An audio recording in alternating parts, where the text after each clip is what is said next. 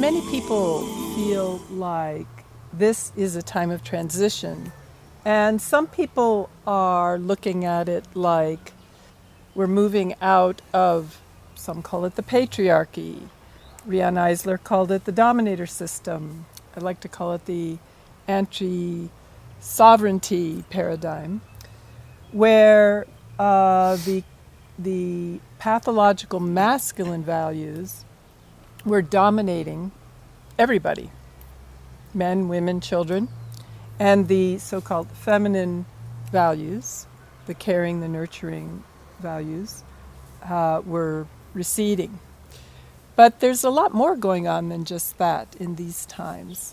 So from your perspective, what epoch, what era are we in? Well, I see that, like you said, there's a lot going on the planet. At this stage in human evolution, humanity is transitioning from what's called third density to fourth density. And third density is our physical way of life, what we're used to right now. And we're transitioning into a whole nother level of existence, of participation in life. And that level or next expression of life is much less physical. There's much more density of light and consciousness that can shine through. And we're in this transition right now. And humanity is, this transition so far seems to be challenging because we're not making the grade. We're lagging behind. Yeah, many of us are. So what's most important, I feel, is a spiritual connection. And how do you gain that spiritual connection? Well, one way that has worked for thousands of years is spiritual practice. And individual practice is very, very important. Cultivating your own connection to your higher self, your own connection to the divine. And I guess that would help in a transition because the divine, the more eternal aspects of selves are what is really who we are. So if we can recognize that we've put on this suit of clothes that works for 3D, third density, that we're going to simply be changing clothes to go to 4D. But if we don't know who we are, who our essence is, then we get caught up in what we're wearing. Exactly. And the basis of evolution, or the basis of development in fourth density, is already knowing exactly who you are spiritually, already knowing your purpose in life, and unfolding that in a highly conscious way. So that is the requirement for living in fourth density, is already embodying that spiritual connection. You're already embodying your consciously spirit in matter, and then living your life from that place. So this is important to keep in mind for people who are in relationship, because often we have a tendency, we come from this dominator culture, this anti-sovereignty agenda that says that we're not enough ourselves.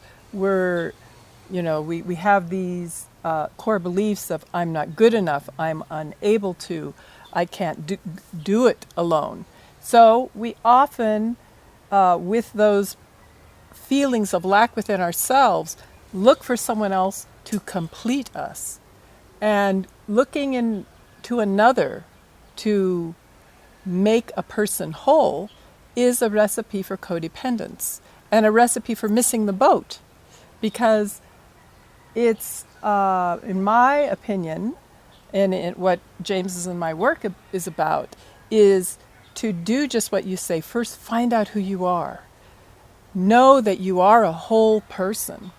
And then when two whole people come together, you have synergy, which means that the sum of the two, or the sum is greater than the parts. So that way, two people come together and actually create something new, which is a metaphor, but a truism of what happens on the physical level. When two people come together and make love, there's the potential that they're going to create a new human being. Energetically, the same thing is happening on other planes.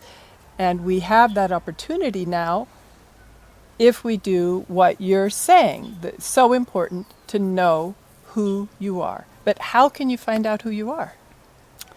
Yeah, that's the perennial question. There are many ways.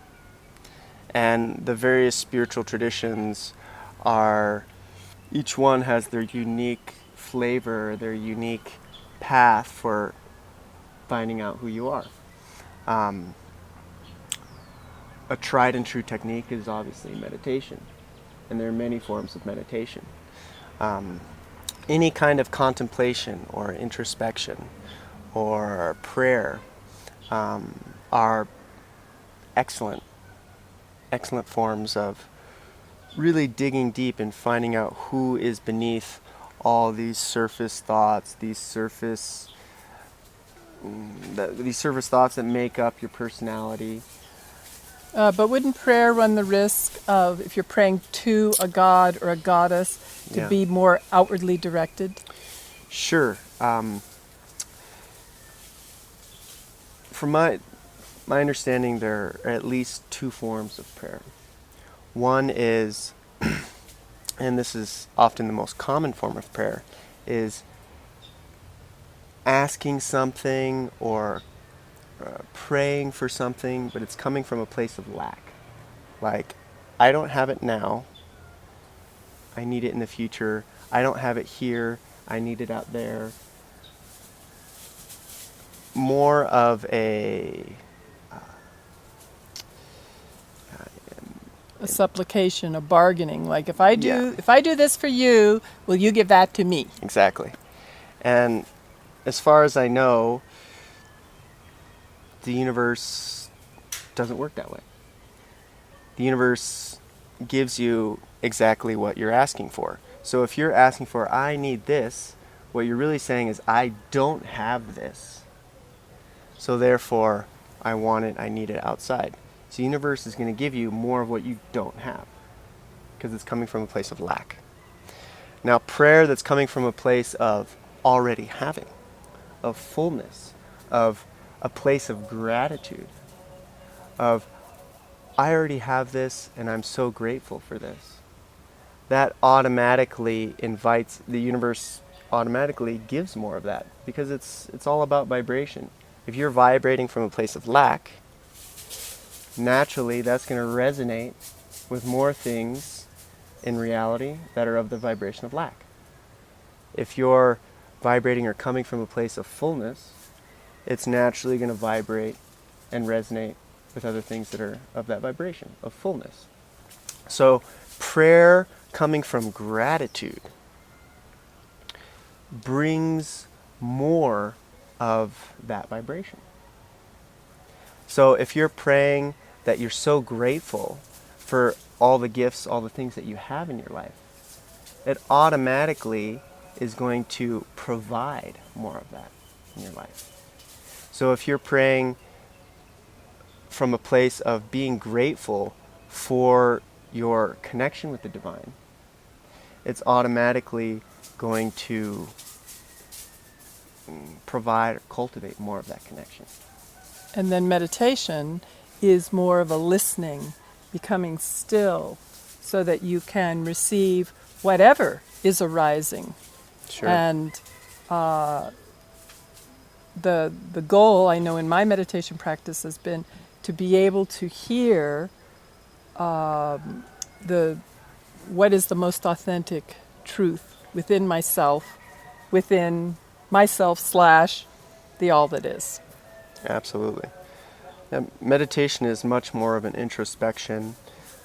There are many forms of meditation. Many are along the lines of focusing more on what is behind your thoughts, the empty ground or the stillness in all of manifestation, getting more to the cause of creation, getting more to the beginning, you could say, of like before the Big Bang, that place of stillness from which all of creation exploded. That is happening every moment because creation is still unfolding. So a lot of traditional meditation is getting to that point of stillness, that point of the Buddhists call emptiness, which is empty of any form, any manifestation. It's pure infinity, formlessness. And there are also forms of meditation which are more engaging with the world of form. And some of those are around visualizations, visualizing more of, for example, more of who you want to be, more of your, really more of your higher self incarnate, who you want to be, who you want to express, what you want to express, what you want to do in life. Visualizing that you begin resonating more with that vibration. And it makes it easier for you to begin expressing that in life. And by doing these practices, then you can show up for this transition and be able to do the wardrobe change between 3D and 4D. Sure.